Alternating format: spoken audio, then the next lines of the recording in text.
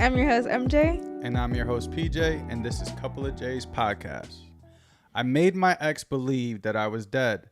6 months ago, he left me for his ex that he assured me was abusive and he had no feelings for. No apology, no explanation. Just blocked me on everything and I never heard from him again. He lied about everything and I only found out by chance. It was heartbreaking. I almost ended my life that day I found out. Every day since, I just wanted him to know how much pain his actions could cause. I figured if he knew then, he wouldn't act that way. But instead of harassing him or begging, I left it alone for 6 months. Fell into a deep depression and moved on with my life. But I decided that if he ever did reach out, I would tell him I died. Make him regret treating me like shit and throwing me away for all those months. Well, yesterday, I get a long apology text from him about how he mistreated me. I see I'm unblocked everywhere. I've responded to him as my sister and said that my family had been trying to contact him. I told him as my sister, she passed away and left a note with his name, listing things she wanted to leave for him.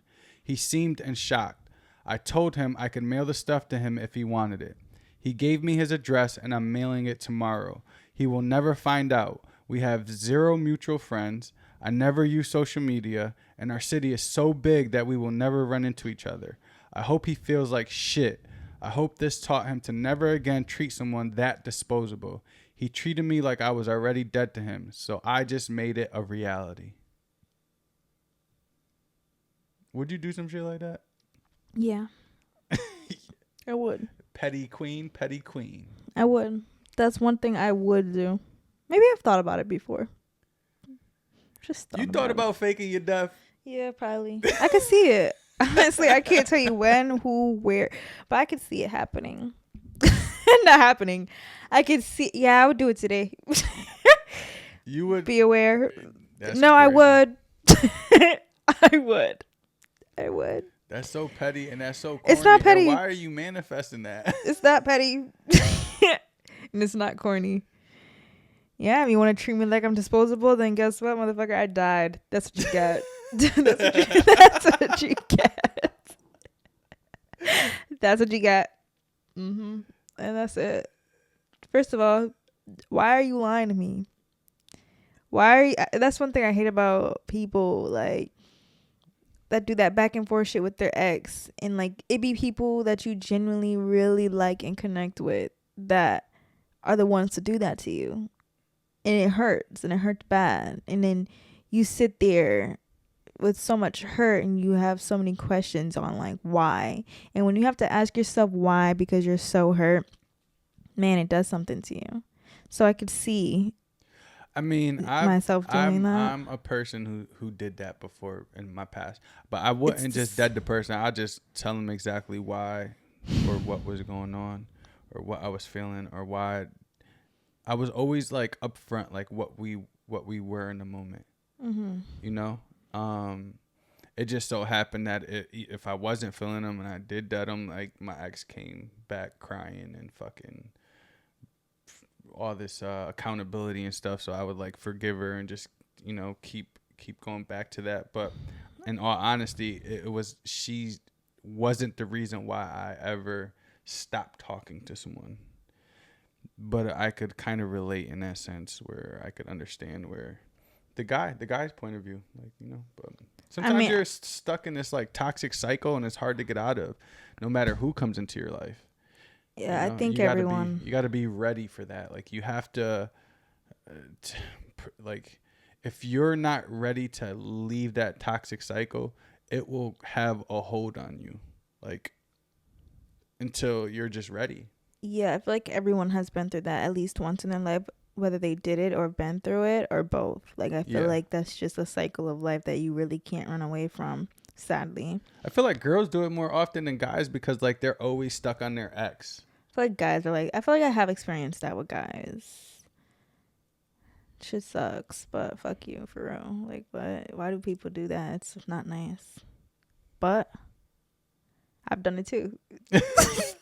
But I've done it in a different way where it was like she needs to go in timeout because that's crazy.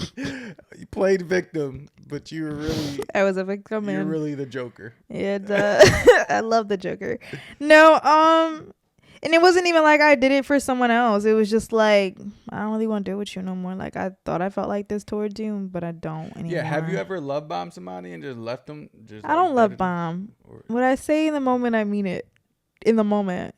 And if that ends up changing a few months later, I was young. Things change, and I'm constantly changing as a young woman, and I don't love you anymore. That's it. That's crazy. But it's only happened once. I was super young. I think we've talked about this before. I was young, and it wasn't for someone else. It was just like, you're not it, and I thought you were, but like, you give me the ick. I'm trying to what is the word? I just had it. I'm trying to just, what the freak? Why am I having a brain fart right now? I'm trying to convince myself that you are more than what you are to me. Not saying like you're not going to be that for someone else, but for me, like, I'm trying to convince myself like you're attractive. If I have to convince myself that, that's a problem. I'm trying to convince myself just all types of things, and it's just like, it's just never going to work. Like, I'm just going to stop trying. And maybe I did it in a way that wasn't so nice, but you live and you learn. It usually happens with like rebound, like when someone's a rebound. Yeah, that's what it was. And you feel like, that's what it was. Right now, this person is giving me the 20% that I didn't receive in that relationship prior. Yeah. And it feels good and it feels great. And you're so sure until time passes, and then you emotionally start to like process everything. And then you start to realize like, damn, like I actually did like this person maybe, or, or you're just used to comfort. The comfort of someone else being there. Yeah. And then afterwards I kind of got it back, a couple times more than once. I think, do you think that everybody like kind of goes through that like vicious cycle of like dealing with their toxic ex? Yeah, of course. I do. I don't think you can get away from it in this world. Like, there's only a few people in the world that kind of like finds someone and stays with them forever. Yeah. It's a very low percentage. But it grows you up sooner. It matures you in a way. It helps you to like learn yourself and kind of get out of other toxic cycles. Like, most likely people who've been through toxic cycles like that with an ex don't usually go through them more than that one time or twice. I feel like we're like, we can smell when you're put in that same predicament. It's like, I don't want this. Especially me, you already know I'll be like so sensitive to certain things. I'm like, if I see something that like even looks familiar, feels familiar, I'm like, I'm out of here. This is not what I want. You know what I'm saying? Yeah. So I'm one of the lucky ones. I get to pick up on patterns and shut my shit down. I don't really like dealing with like same things behaviors that you've been through in the past. Yeah. Like, even like entering our relationship, it was such a shock because you were so opposite. So it took like a lot of getting used to, but I understood like, this is healthy. This is like this is what healthy feels like. You know what I'm saying? I think that was the difference for you. Like, you've the real relationships that you've actually been in, or kind of just stuck in, or was stuck in, they weren't really great examples of like what love really was. It's crazy because like, when you don't, like, growing up, when you don't have an example of like how to love or what healthy love looks like, I feel like this is when you get stuck in like things like toxic relationships. Yeah. Because you don't know how to navigate through these things, or people you can like pick up the lies. Like, I grew up with my mom pretty much. Like, the guy used to be so toxic. He would tell her what she can and can't wear. He would like, fucking be just walking around the house loud as hell, just doing whatever he wanted. It's so funny. When you're young too, you kind of think like that's good. As a woman, I feel like you think, or a young lady, I feel like you think like, okay, if he's telling me, like, that's good because he cares about me and he loves me. So if he tells me what I need to be wearing, Right. it's like a sign of love. And I would have thought that, like if someone was controlling it, I would probably have taken it as like a sign of, oh, they care. Yeah. Oh, they love me, they care about me. It's crazy because I at first I thought like, okay, this is what you're supposed to do. You're supposed to tell women what to wear. And then like as I kept getting older, I'm like, okay, I don't like this guy like at all. He was like one of those dudes from like the 90s, like one of those like old abusive smoke cigarettes in the living room kind of guys. Yeah, oh my god, Yeah, like the drink Tyler Perry. a beer in your hand, smoke cigarettes, whole house smells like cigarettes, and I'm just like, to think that that was my normal at one point, that's so crazy. But yeah, so like as I got older, I started to like despise him, and I'm like, I would never want to be like this. Like I don't ever want to be this kind of person. Yeah. You know what I'm saying? And yeah, it just sucks when you don't get that example of like how to be or what a true man really, looks like. Yeah. It's hard. Right.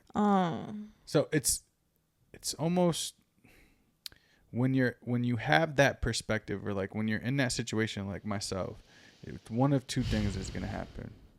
You're going to go and become the same person as that, or you're going to despise that, not want to be like that, and go very opposite. Yeah. And thank God for my brother and I, we chose to go very opposite. Like, we knew exactly what we didn't want to be based off of what we saw.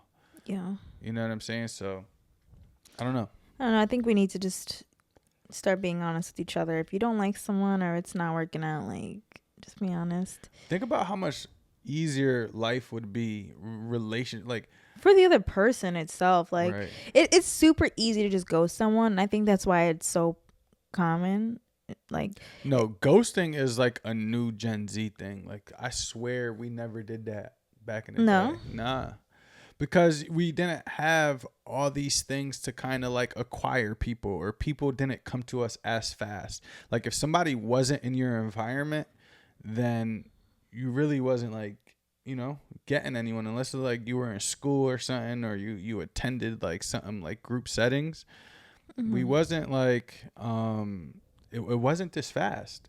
So you really had to get to know somebody and really had to talk to them and see if this person was for you. And you know what I'm saying? And most of the time you just kind of just stick with the person. But yeah, this day and age, it's like, it's a thing.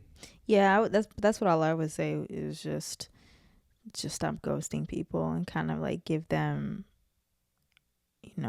at least a reason or whatever, because they'll just leave the other person feeling like just not so much in their head about it, or if there was like something wrong with them, or they would have to question it or have to be like left on bad terms. I feel like it just doesn't have to be that way. Yeah. And we can do things in a better way for each other and just make society, more peaceful, because that's just unpeaceful. Yeah. And it's just not healthy mentally for the other person that you're ghosting. And it's funny because like back in the day, kind of to switch subjects but not switch subjects, back in the day there used to be like this hotline, right? Let's say like it would be like we have Hartford County, New Haven County and stuff like that. So it would be like a hotline full of like Hartford County, and there would be multiple people on this hotline, right? So you'd call the hotline, you get added to the group setting, and you would just talk and meet people like that. Yeah, this was when there wasn't any internet. You couldn't go online to talk. Like in order to meet like different people, you would call a number and it'd be called like the Hartford hotline or something like that, and you would just try to find people there. So it was basically like a cell phone, social media, like number.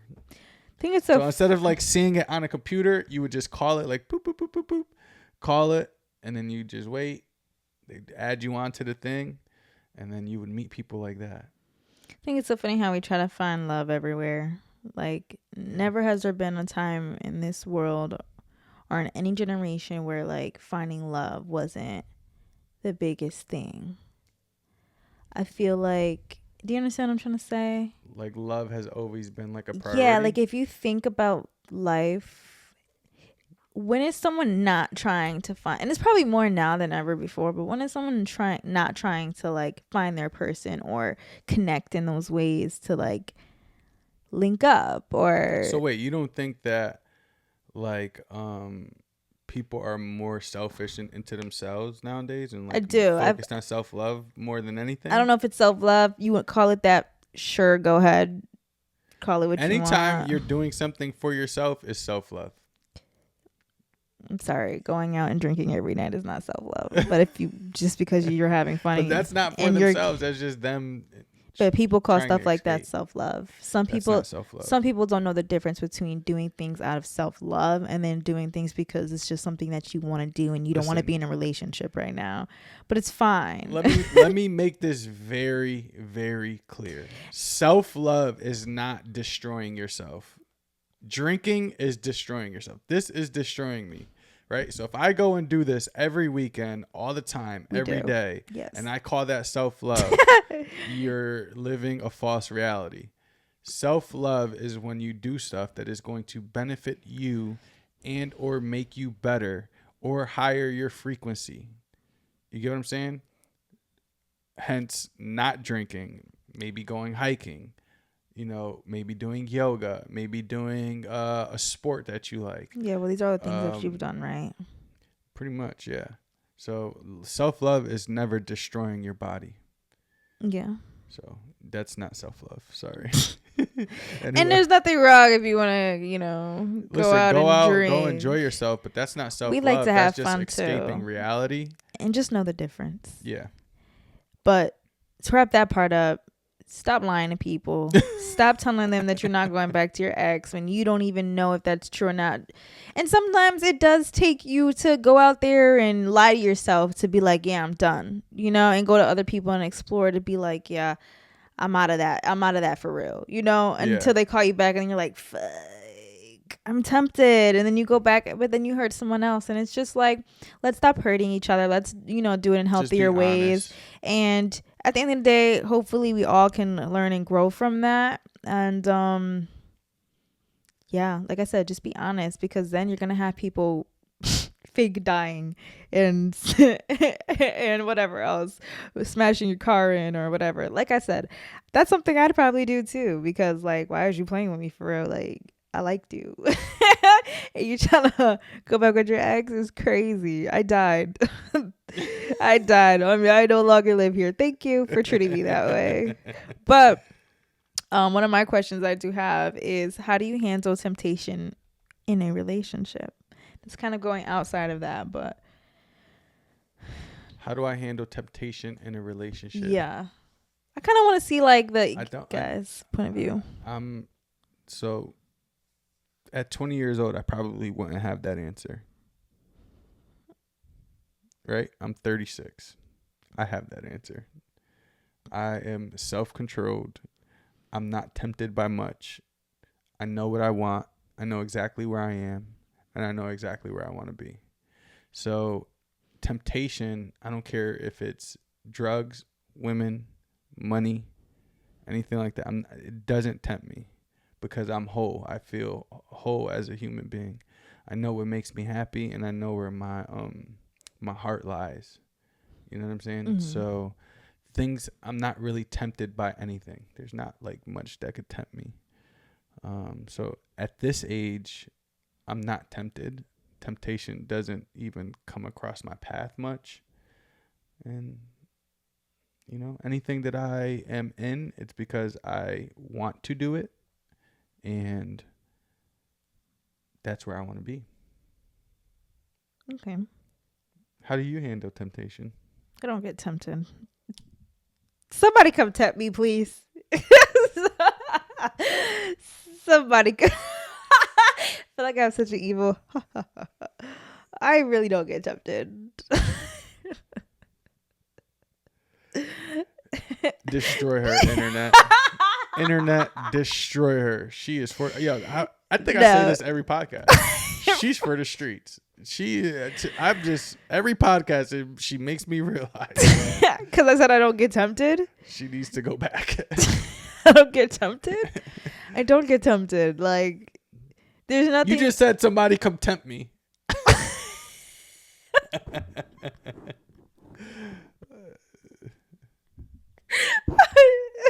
Did I? No, I did. I dare you to take on that task. I'll pay you to take on that task. Don't let the pretty face fool you. What you trying to say? What are you trying to say?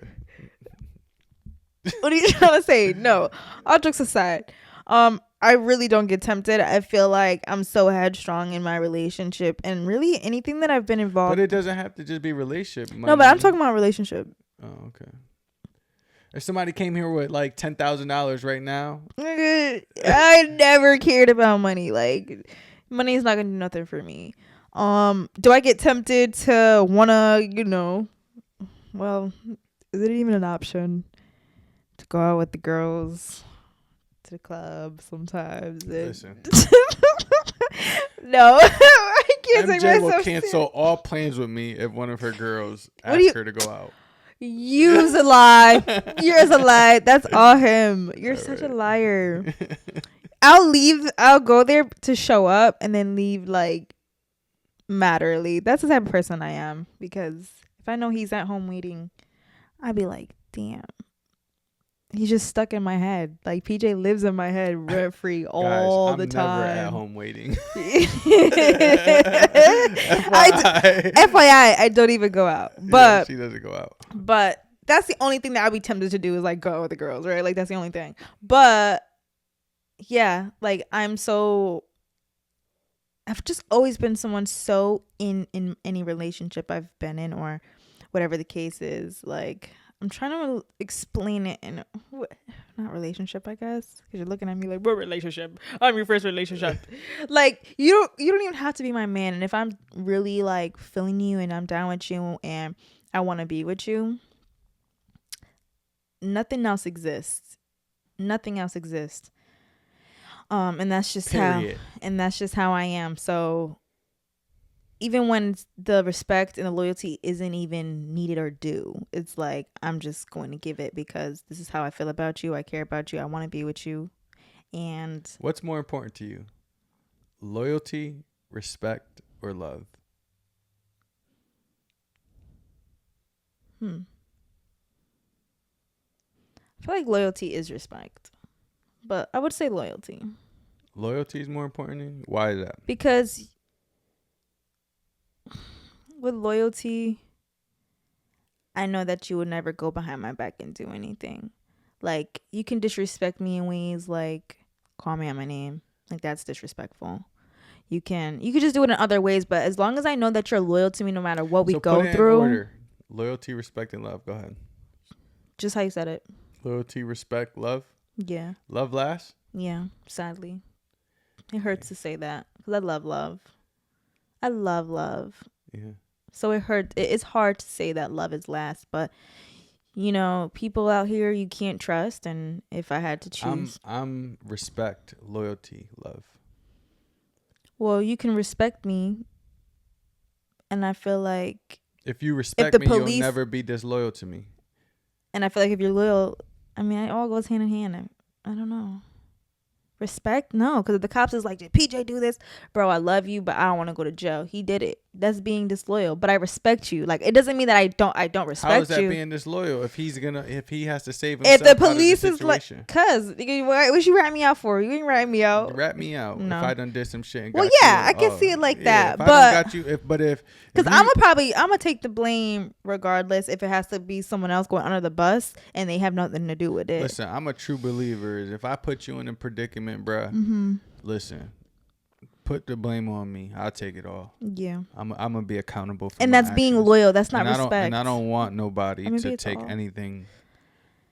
anything for me or. But what you said right there is the definition of loyalty. Like, that's loyalty. That's what I would expect from someone who is like. I want respect because I feel like once you